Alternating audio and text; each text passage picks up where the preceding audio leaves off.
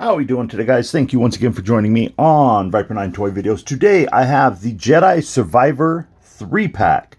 It comes with a KX security droid, Magna Guard, and a Riot Scout. Oh, hey, it says it right there. Riot Scout Trooper, Magna Guard, KX security droid.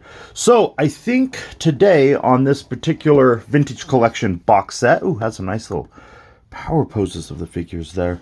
Has a brief description of the figures in the 5 different languages there. This one is part of the Gaming Greats, obviously, for the Jedi Survivor video game, which is the sequel to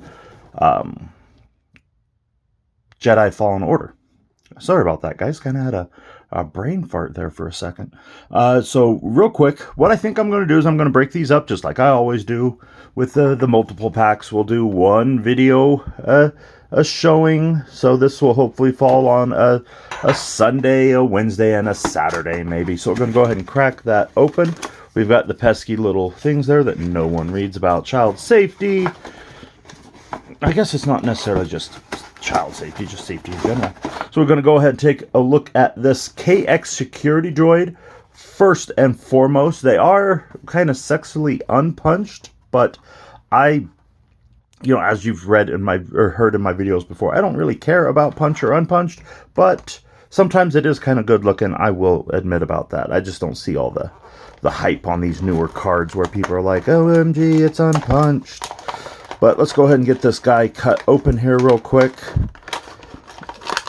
so we can take a look at this KX security droid. I kind of like how they're throwing more and more of these guys into the Star Wars lore.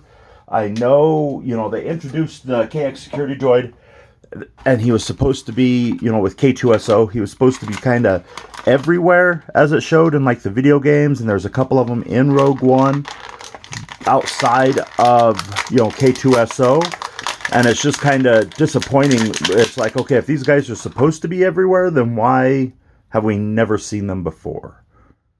But anyway, I guess sometimes we're just not supposed to ask those questions, just accept that it is a thing.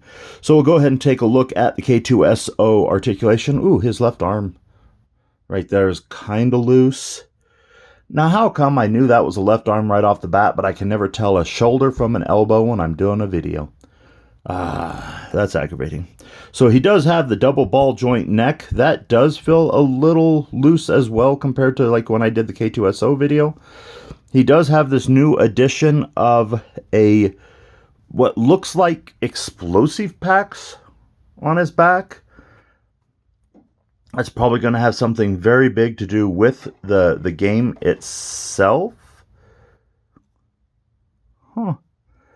And it looks like it is definitely molded into his back, if not glued on at least, because it does not want to come off for me. And then he does have the awesome range of articulation. Oh, I thought the K2SO. Oh, yeah, there we go. So his T-pose is a little bit off from the shoulder pauldron. You do kind of have to work it past that lip to get it in there. Oh, let's take a look, see if this elbow articulation is just as scary as K2. Oh, it's just as scary as K2SO. It kind of has that almost ratcheting joint where it locks into the straight position. So that does frighten me quite a bit. And then he does have the mid-chest pivot. And let's go ahead and take a look at... So it does just... Okay, I thought it had the ball joint there in the hips, which it does. A little bit of range movement there, definitely the forward and back. Has the swivel at the knee as well as the frightening bend at the knee. Oh, no heat, no heat. There we go. Able to get that bend. Oh, that scares me.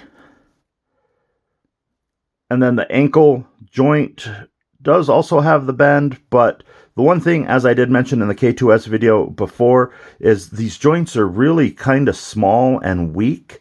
So I'm kind of surprised that they did that positioning joint where it like locks in one position and then you have to work it past that. Overall, I'm kind of excited for this guy. I'm kind of excited to see how he is in the video game. I did also bring along just the standard K2SO figure that they released so we could do kind of a side-by-side comparison. So this one here does have, you know, the K2SO does have the rust and the wear and the tear, where this KX security droid doesn't. He does also have the red pauldron, or shoulder pauldron, with red around his shoulders, where K2 has yellow. Huh, that's interesting. And then you can see the back is mostly the same except for whatever the heck that is. Antenna, jetpack, something. One thing that I did find kind of interesting while I was looking at it, you can still see he does still have the sculpted antenna right there, just like K2 does. Just the backpack is worked around it. So that is really cool. I'm digging the darker paint on this guy. Oh, he does have a little bit of weathering. It looks, he's not nearly as solid as what I had thought. A little bit of weathering. Oh, and then of course he does also come with the shock staff. So because what's more menacing than a 7-foot tall security droid, let's go ahead and give him a shock staff. Ah, yeah, that's fun. But there you have it. There is the KX security droid. I'm digging him. I'm kind of excited to get a couple of these guys, go ahead and do, and hopefully eventually he'll look good with the Cal Kestis that they finally announced for the second movie. Or second video game. As always, guys, thank you for watching.